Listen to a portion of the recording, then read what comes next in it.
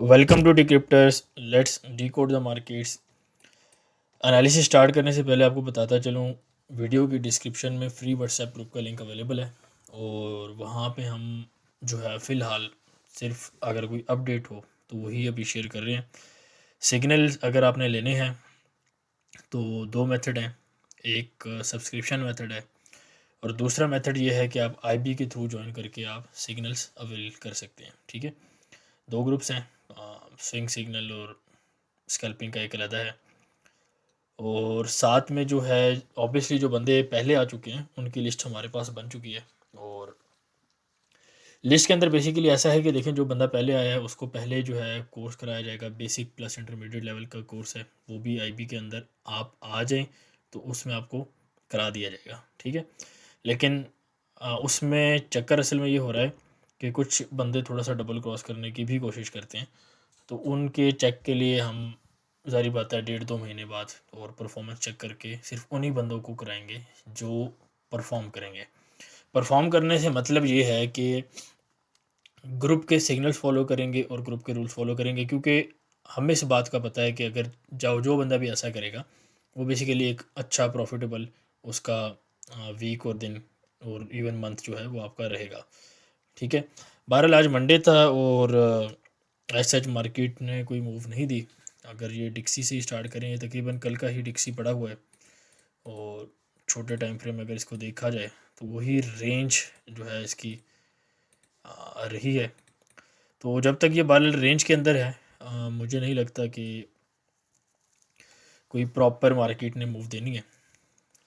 और हाँ, एक आधी मूव 103 तक आ सकती है और इस रेंज का असल में ब्रेकआउट ऊपर की तरफ ही आना है, तो बहुत हुआ तो 102.4 तक कोई विक लग के ऊपर जा सकती है। अदरवाइज डायरेक्ट भी ये पॉसिबिलिटी है कि ऊपर जा सकती है, क्योंकि अगर आप देखें कल हमारे पास जेपीवाई की न्यूज़ है। ठीक है, तो जेपीवाई अगर मैंने आपको कल लाइव जो वीकली एक सेशन हुआ था हमारा कल की स्ट्रीम में, तो उसमें मैंने आपको बताया था कि कल कुछ ज़्यादा उम्मीद आपने नहीं रखनी, क्योंकि मार्केट में लिक्विडिटी कम है और लिक्विडिटी अगर कम है तो होता क्या है कि मार्केट उस वक्त अच्छी न्यूज़ या बुरी न्यूज़ ज़्यादा नहीं डालती। ठीक है, क्योंकि उसका अफेक्ट कम होता है और अगर वो इंटरवीन करते हैं तो बेसिकली इंटरवीन करने से उनका जो है, आपको मैंने पहले भी एक बात की थी कि एक लिक्विडिटी इंजेक्शन होता है जो मार्केट को दिया जाता है। ठीक है, एक इंजेक्शन होता है वो मार्केट को दिया जाता है और उस इंजेक्शन के ऊपर कॉस्ट है, वो कॉस्ट वाइज उनको सही नहीं पड़ेगा। ठीक है, दिस इज़ द रीज़न मैं आपको बता रहा हूँ। अब अगर जेपीवाई कल बेरिश नहीं होता तो क्या बुलिश हो सकता है? बिल्कुल हो सकता है, चांसेस रहेंगे। ठीक है, और अगर जेपीवाई बुलिश हो सकता है तो क्या डिक्सी जो है वो आपका बुलिश हो सकता है? बिल्कुल हो सकता है। ठीक है, तो ये एक रीज़न है। बाकी मैंने आपको कल की स्ट्रीम में एक हाई भी बताया था कि डिक्सी का क्या हाई लग सकता है और वो पूरे वीक का हाई लग सकता है और इवन पूरे आ, आप समझ लें कि आने वाले दिसंबर के वक्त भी शायद प्राइस उससे ऊपर ना जाए, दिसंबर के एंड तक। ठीक है, तो बहरहाल आपको मैंने इन्फॉर्मेशन दे दी है जितना मैं देना चाह रहा था, उस हिसाब से आप अपनी पोजीशंस को है मैनेज कर लें। यूरो यूएसटी का सेम ही एनालिसिस है, कोई देखें चेंज नहीं आई मार्केट के अंदर। ये अभी फ़िलहाल तो आई थिंक एक फॉर्मेशन हो रही है, जो आप कह सकते हैं कि बेयर फ्लैग फॉर्मेशन फॉर्म हो, अभी फॉर्म नहीं हुई बट ऑब्वियसली एक ये प्ले हो सकती है। और सेम जीबीपी यूएसटी में भी है, जीबीपी यूएसटी 12 आज मूव कर गया। हाँ हाँ, यूरो जीबीवाई एक अच्छा आपको मूव दे चुका है और मेरा यही ख्याल है कि थोड़ा सा और भी आपको मूव दे सकते हैं ऊपर की साइड पे और इवेंचुअली ये जेपीवाई के जितने पेयर्स हैं ये शॉर्ट साइड पे जाएंगे। 144 145 ये अच्छी रेंज है यूएसटी जेपीवाई की सेल करने के लिए। जिन्होंने ऊपर से एंट्री नहीं डाली हुई वो एक डाल सकते हैं। बाकी 146 147 का एरिया है अगर कोई बंदा हैज करना चाहता है। ठीक है, मैंने आपको बताया हुआ है एक हैजिंग वीडियो के अंदर कि अगर आप किसी भी अकाउंट को किसी भी पेयर में आप हैज करना चाह रहे हैं तो आप यूएसटी जेपीवाई को देख सकते हैं। ऑल दो वो एरियाज उस तरह के नहीं है, 146 सारी बात है, 152 वाला एरिया तो नहीं है जहाँ से आपको टॉप से सेल कराई हुई थी, वो 152 वाला एरिया तो नहीं है। लेकिन हम देखें कि मार्केट काफ़ी नीचे आ चुकी है, लेकिन फिर भी जो है प्ले हो सकती है, तो बिल्कुल इसको ट्राई किया जा सकता है। ठीक है, हाँ, बिटकॉइन एक अच्छी, कल भी मैंने आपको बताया था और कल मैंने अपने वीआईपी ग्रुप में भी डाला था कि मंडे को मार्केट नीचे जाएगी। बिटकॉइन का मैंने मार्केट ओपन होने से पहले ही, मंडे ओपन होने से पहले ही मैंने बता दिया था। तो बारह मार्केट ऊपर गई है अभी, तो फिलहाल हम अभी लॉन्ग में बैठे हैं और तकरीबन एक अच्छी मूव, अच्छा प्रॉफिट इसके अंदर दिया है आपके बिटकॉइन ने। वो तकरीबन यहीं से हमने मूव पकड़ी हुई थी 44,200 से, और नीचे भी एक एंट्री थी, तो एक अच्छा इसमें प्रॉफिट देखने को मिला है। ठीक है, तो अभी 12 लॉन्ग में सजेस्ट नहीं करूँगा, बट ये है कि 45-46 का एरिया दोबारा आ सकता है बिटकॉइन के अंदर, क्योंकि मैंने आपको कहा है कि ETF के अंदर टाइम है, और ETF जब तक अप्रूव होगा उस वक्त तक मार्केट थोड़ा सा बुलिश रह सकती है। ETF आने पे उसको बुलिश होना चाहिए, बट वो प्राइस इन हो चुका है फैक्टर। ठीक है, 10 ईयर्स के अंदर कुछ नहीं है इतना, वही ऊपर की तरफ थोड़ी सी मूव रहती है, और वो सारा कुछ JPY की न्यूज़ और डिक्सी की उसके साथ मैच कर रहा है। गोल्ड वही 2007 2000 के लेवल टच कर सकता है, वहाँ से दोबारा बाय की तरफ मेरा प्लान जो है वो ज़्यादा टिल्ट रहेगा। फ़िलहाल वही जो सेलिंग चल रही है 2045 से, वो आप होल्ड करें। ठीक है, और मार्केट में देखें यही है ना, देखिए ये तकरीबन आपके पास मार्केट रेंज में रही है, उसके बाद एक ही अचानक मूव आई है, यहाँ पे भी रेंजिंग रही है, उसके बाद मार्केट अब ये क्या करेगी, स्लोली स्लोली नीचे आएगी। ठीक है, और जब तक क्योंकि न्यूज़ नहीं है मार्केट के अंदर, और वैसे भी दिसंबर है, लिक्विडिटी का इशू है, कैनेडियन न्यूज़ है, USD कैट ऑलरेडी मूव कर चुका है, मैंने इसकी कॉल भी चलाई थी, लेकिन बट वो ब्रेक इवन हिट हो गया था, उसमें फ्री ग्रुप में भी चलाई थी मैंने।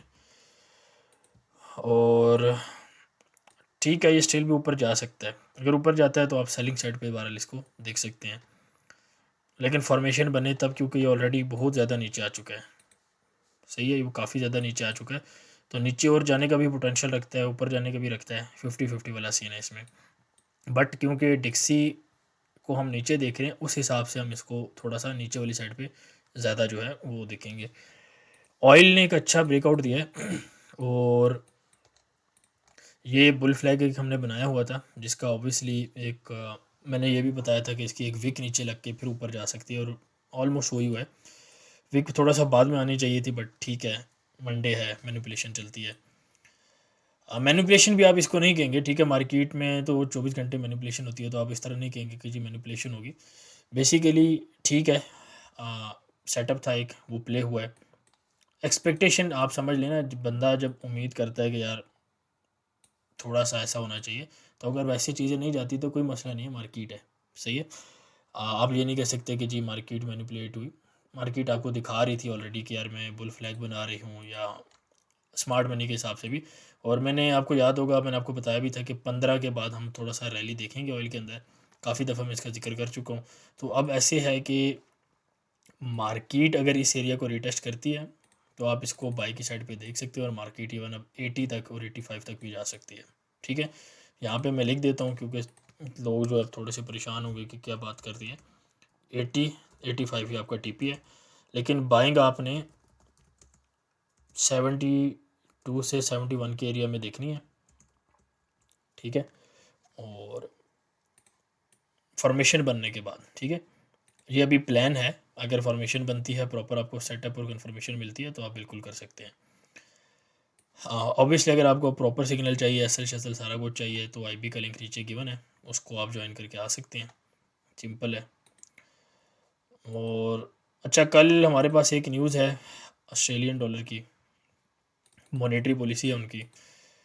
अब ऑस्ट्रेलियन डॉलर ऑब्वियसली ओवरऑल तो बुलिश है, ठीक है, लेकिन थोड़ी सी रिजेक्शन आ सकती है, क्योंकि हम डिक्सी के थोड़ा सा ऊपर देख रहे हैं, तो ये सारी चीज़ों को आप अगर देखें, और ये ट्रेंड लाइन काफ़ी पुरानी है, अब इस ट्रेंड लाइन से ज़्यादा रिजेक्शन नहीं आएगी, थोड़ी बहुत ही आएगी, मैं आपको पहले भी बता चुका हूँ, ये शायद मैंने ड्रॉ भी ज़्यादा कर दी हो, ठीक है, लेकिन थोड़ी सी आएगी, लेकिन इतना आप बहरहाल उम्मीद कर सकते हैं। ठीक है, मैक्सिमम की बात कर रहा हूँ, उसके बाद इवेंचुअली ये ब्रेकआउट कर जाएगा, और हमारे पास उसके बाद जो ऊपर के टारगेट है, इवेंचुअली मैं इससे भी ऊपर की आपको बात करूँगा। मैं अगर ये बात करूँ कि 0.70 या 71 के टारगेट भी हैं, तो वो भी आ सकते हैं, बट लेट्स से 70 का अभी हम फुल डिजिट एक रख देते हैं, 0.7000। ठीक है, तो जी आपकी एक अच्छी बाइंग एंट्री हो सकती है, long term potential swing trade आपकी बन सकती है, और स्विंग ट्रेड में ही अच्छा पैसा है। मैंने आपको एक्सप्लेन भी किया है कि क्यों। इस पेयर के ऊपर भी मैंने आपको एक्सप्लेन किया था कि ऑल दो ये कोई ऐसा पैटर्न नहीं है, अगर इसको आप हटा दें तो ये एक रेक्टेंगल कंसोलिडेशन है जो कि नीचे की तरफ ब्रेकआउट होना चाहिए इसका।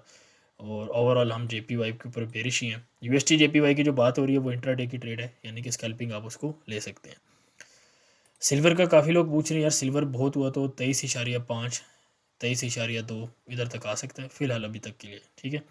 और सिल्वर पे मुझे कोई इतनी ज़्यादा कन्फर्मेशन नहीं है, मैं आपको 2-3 दिन से ही कह रहा हूँ, बट बहरहाल एक एक्सपेक्टेड मूव जो है वो है।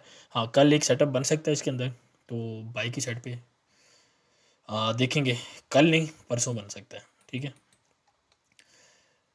US30 जा ही जा रहा है यार, इसको आपको मैंने बड़े टाइम फ्रेम में मैंने आपको बता दिया कि इसका यही एनालिसिस, अब तो जब तक ये टारगेट नहीं आ जाता है डिप के अंदर आप बाई करें।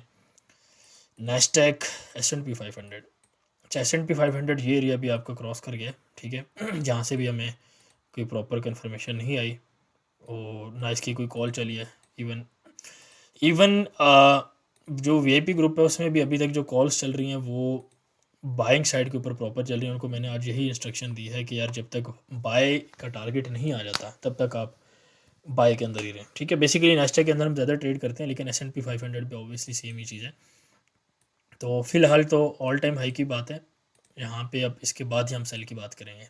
उससे पहले मेरे चैनल के ऊपर मेरे ग्रुप में कोई सेल की बात नहीं है। नेस्डैक मुझे बहुत ज़्यादा उम्मीद है कि आज ही, ठीक है, आज की डेट में ही नेस्डैक ऑल टाइम हाई मार देगा। पास ही है बस, अब क्या मारना है, तकरीबन आप समझे मार ही दिया है। तो ये आपको मैं यहाँ से बता रहा था बेयर फ्लैग के वक्त से कि यहाँ पे जाके ये ब्रेकआउट हो सकता है, पूरा ये एनालिसिस बना है। फिर कंसोलिडेशन भी आपको बताइए कि यहाँ से इसका ब्रेकआउट ऊपर आ सकता है, ठीक है। जैसे मैं आपको डिक्सी का बता रहा हूँ, देखो सेम चीज़ बनी हुई है ना। लेट मी इसको मैं थोड़ा सा ना मैनेज करता हूँ आपके लिए। सेम चीज़ बनी हुई है ना आपका नेस्डैक के अंदर, डिक्सी के अंदर, सही है। ये थोड़ा सा बड़े टाइम फ्रेम के ऊपर है, वो थोड़ा सा छोटे टाइम फ्रेम के ऊपर है, ठीक है। तो ये बहरहाल तकरीबन नेस्डैक ऑल टाइम हाई मेरा ख्याल है, जब तक वीडियो अपलोड होगी या 10-15 बंदे देख चुके होंगे तो ऑल टाइम हाई लगा होना चाहिए। और अल्हम्दुलिल्लाह TP जो है अच्छे प्रॉफिट में जा रही है ट्रेड, 2-3 ट्रेडें ली हुई हैं और अच्छा जा रही है। अच्छा, आज कोई हमें ट्रेड कोई VIP में वैसे मिली नहीं है, और तकरीबन आज दिन जो है ना बस वो स्क्रीन देख के ही गुजरा है। तो एनीवेज उम्मीद है कल जो है कुछ सेटअप्स हैं, 4-5 सेटअप्स रेडी हैं, इंशाल्लाह उम्मीद है कि वो ट्रेड करेंगे हम। बाकी एज सच पॉलिटिकल कोई न्यूज़ भी नहीं है, जियोपॉलिटिकल न्यूज़ भी नहीं है, क्योंकि साल का एंड है, हर बंदे ने ऑडिट करना है, तो इस वक्त कोई ड्रामेबाजी वैसे भी नहीं होती। न्यूज़ जो 2 थी मैं आपको मेन कवर कर चुका हूँ। कैड की न्यूज़ पॉसिबल है कि कल लाइव हम कवर करें, अगर जो है जैसे मैं देख रहा हूँ वैसे अगर हुआ तो मैं आऊँगा, ठीक है, अदरवाइज़ फ़ायदा नहीं, ठीक है। लेकिन ये है कि हम इसको GDP की न्यूज़ को कवर करने का मेरा माइंड बना हुआ है, तो कवर करते हैं, देखते हैं। आप देखो, आप लोगों के सपोर्ट के ऊपर भी डिपेंड करता है। जब हम लाइव की बात करते हैं वहाँ पे कितने बंदे इंटरेस्टेड हैं, सारा कुछ हम भी देना चाहते हैं यार कम्युनिटी को, लेकिन सपोर्ट जो है वो ज़रूरी है। तो सपोर्ट कैसे दिखाना है, लाइक आप कर सकते हैं, कमेंट कर सकते हैं, आगे वीडियो को शेयर कर सकते हैं, और फीडबैक अपना लाजमी दें।